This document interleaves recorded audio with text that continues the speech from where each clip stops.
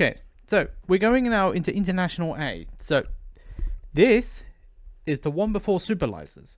Usual rules apply. You got to get your 10 licenses, first 9, and then you do the graduation test at the end.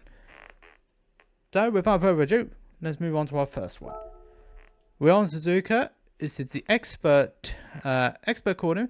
You're going through the first 2 corners at the famous Suzuka circuit in the Aston Martin. It's a beautiful vehicle. It's a road vehicle, so you've got to be a little bit wary of what you need to do and make sure you don't fly off. Remember, if you fall off the track or smack a wall, it's more likely you're going to be falling off here. We've got to take a corner while braking, so trail braking is the name of the game.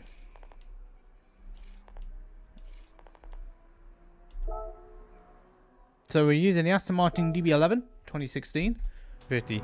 We need to brake a little bit earlier than that. So we go to 4th. Quickly smack it up to 5th. We're braking just after the 100 meters. Brake short.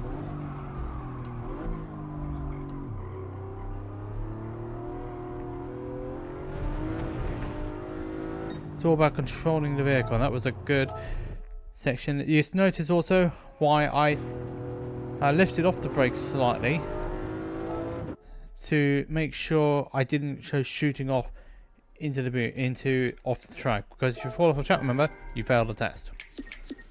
So that's our first license test done. We are now moving on to International A2, which is Tokyo Expressway counterclockwise. Yeah, this one is not fun.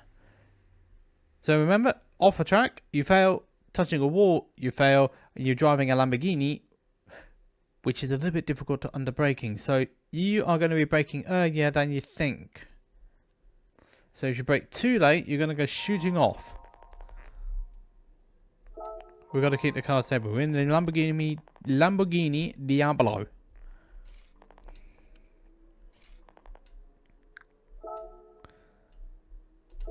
So we're going down the straight. So the trick here is to make sure you're braking, keeping the car stable, while also maintaining speed.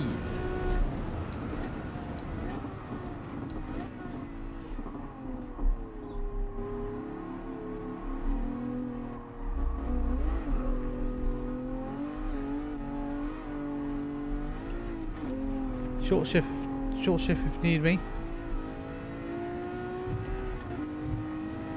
You see, I took that corner a lot. You see, I tackled that double right hander a lot better, which enabled me to get myself a goal this time round. So long as you have control of the vehicle and control of the throttle, you'll be fine. Another 8,000 in the bank. We now move on to International A3, which is dirt driving expert. Believe me, dirt driving is a bit of a struggle for me. But we're going to try and do it all the same. Fisherman's Ranch.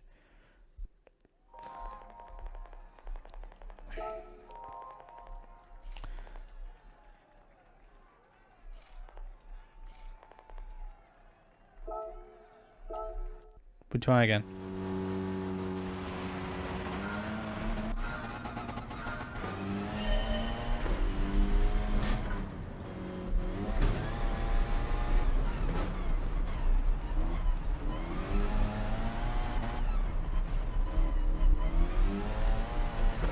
If you are going to go for it, you need to go for it.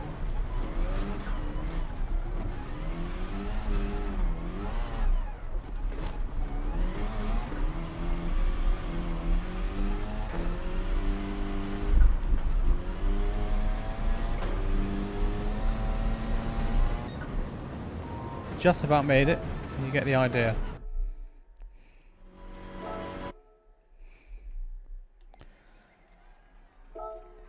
You have to turn in earlier in a rally car, but not too early, otherwise you're going to be flying off into the barrier, and that will not do. But A3 is done. We are now moving on to the Maggio full circuit, which is the entirety of Sector 1. And we're driving the Ferrari Testarossa, a very famous car from the 90s. Excellent. It's a beautiful car, beautiful looking car. It can be a bit temperamental, as most 90s Ferraris were. but it's considered a classic.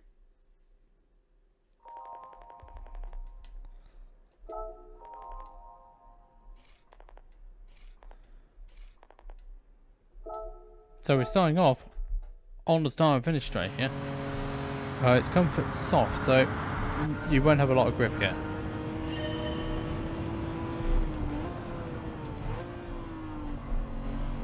Too early. Make sure you don't try and jab at the wheel all the time.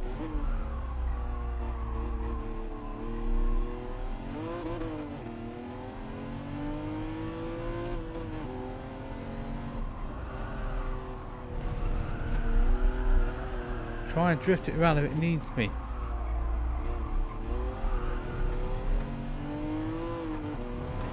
Short shift out, get it through the corner, and there you are. Even though the first section was a little bit iffy, so long as you get the appropriate throttle control to enable the car to spin around, because you need to try and get the car turned. And comfort soft are probably the lowest grip. The only thing beating that is hard and the mediums of the same compound. But so long as you have the correct throttle control in order to be able to oversteer, you can control the oversteer, then you're on your way to a gold. The Porsche curves at Le Mans is our next one. We're driving the Nissan from 1992. It's not the 1990 one where famously Nissan left the turbo gate shut on Blundell's lap time and he proceeded to blitz everybody. Because you really, if you want to know about that, just search up Mark Blundell Le Mans lap of 1990 and then you will understand what I'm on about. Words cannot explain how difficult that lap time was. Anyway, we're going in with the Nissan, the R92CP. You've got to let the downforce work with you here.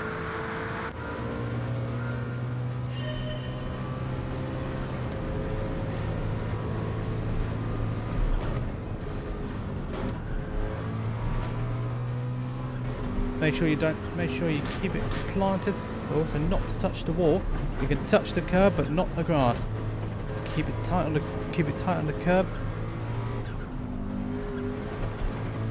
Make sure you don't go too wide. There's your goal. So long as you keep it within track limits and trust the downforce of the car, you'll get gold.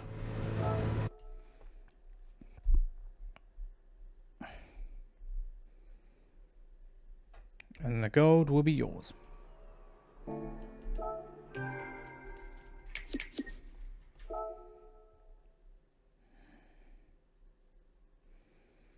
Well, so we're halfway on that one.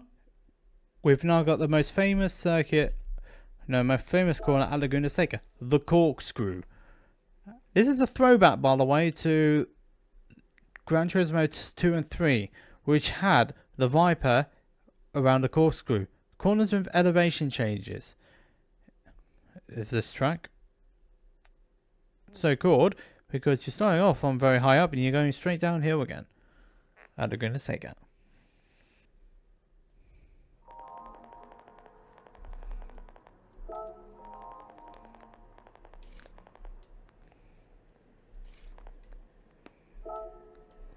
Okay, so we start off, we're going uphill. But you've got to make sure you brake at the right time and keep the car stable under braking. So braking just before the 3, get it stopped. Keep it in second. Feather the throttle. You can try and get the curve. Make sure it doesn't run too wide, and there's your gold. Now it did say first gear, but if you try first, you're gonna give yourself a little bit too much on the rev range. So what I did was keep it in second throughout the corkscrew to give me control, being able to control the throttle and make sure I got the best time, best exit out of the corkscrew possible. Didn't quite get the line right on the last part, on the right hander, on the way down the hill, left hander even, sorry. But you get it, you got it.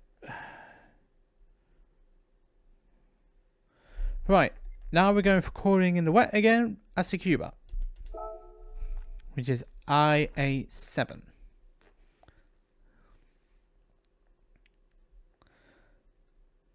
So you need to maintain control of your vehicle. We don't have traction control on. So being able to be smooth with your steering and control with the throttle and the brake will ensure you may be able to get a gold. But knowing my luck, I won't get gold on the first attempt.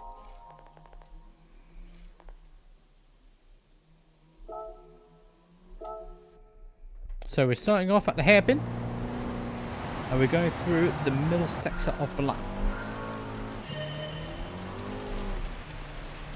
So we've got to keep, as you can tell, that was the incorrect liner.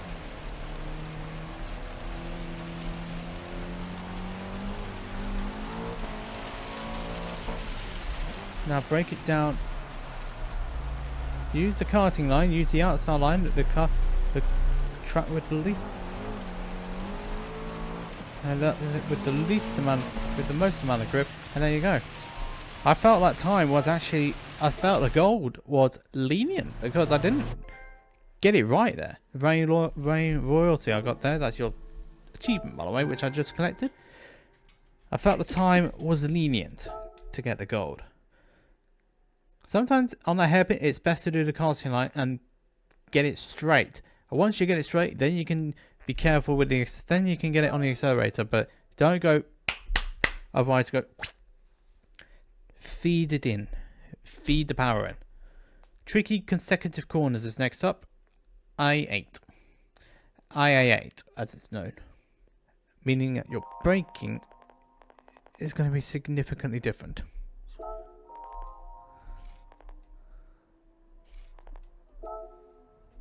This is also where your trail braking comes in and braking around the corner skills.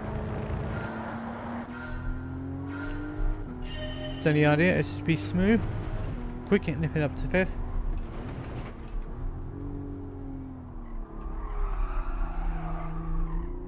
Make sure it turns around. Get up to 4th. I kept it in 3rd there.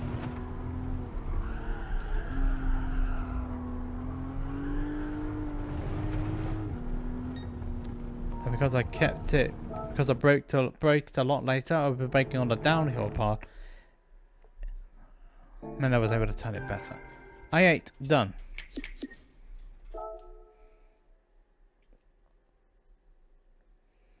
So I kept it in 3rd at the hairpin to enable me to be able to get a good drive out the corner. So now we're going to IA9, which is the middle sector of deep forest. It's been a small change, though we don't overshoot. So we're starting off just beyond the first hairpin, and then we're going through the middle part of the lap. If we cut, it would be classed as going off track. If we spin into a wall, that's also a failure. So let's avoid doing both. Oh, you can change traction control. Okay. So 4th gear now. Nip it down to 3rd quick, briefly. Whoop. This isn't actually front wheel drive, is it?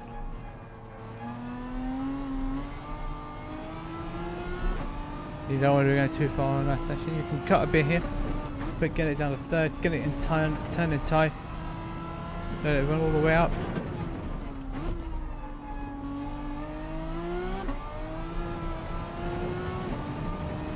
Found it a little bit too wide there, but there's your gold. There's your gold. No, it is. No, it is the front. It is the front wheel drive car. Sorry, I got a bit confused there. No, it's middle engine rear wheel drive. Sorry, I thought it was front engine front wheel drive. So forget about the front engine part. It was mid engine. I don't know why I thought the mechanical was rear wheel engine, but I don't know. Front engine even. I don't know. Maybe that's what I was doing wrong all this time, thinking it was a front wheel drive car.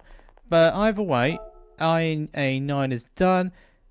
So long as you don't exceed track limits and you are controlling with your throttle, you'll be alright. We are now moving on to the last test, the graduation test, which takes place at the North Schleife. IA10.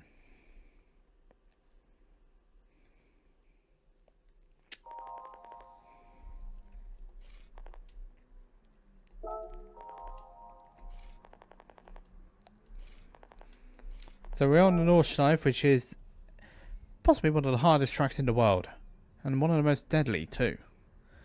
We're going through the top part just after the carousel where the undulation is massive, and there's also a famous part where you can get your YouTube videos up there too. I don't know, maybe we should just make a coffee, make a tea, or just wait for the infamous screen to load up again. No, we're back again.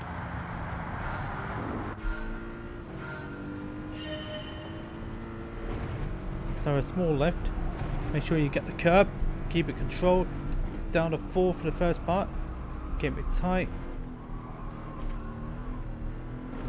and then down to 3rd for the second part again, making sure you keep it tight, keep it on towards the curb, into 4th gear.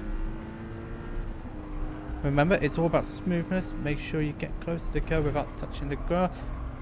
I should have really gone down to 3rd there. Down to 3rd, broke a bit too late. You really want to try and make sure you get into the crevice.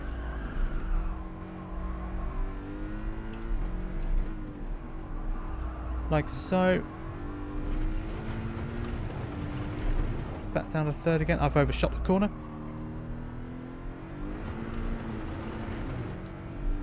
And there's your gold.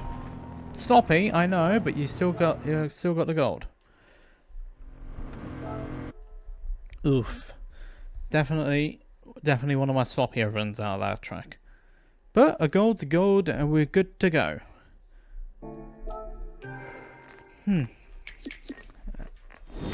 So my international A has been acquired. Good. So what do I get car-wise? We got the 86 rally car. As we completed the license test. Class level number 13. Which means I get another helmet. While we get the Alpine as all gold. Alright.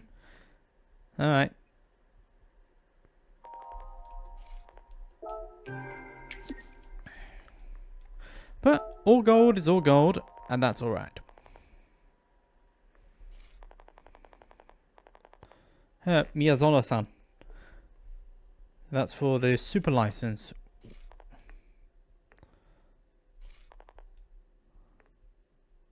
Hey, Ugly-san. Are you ready?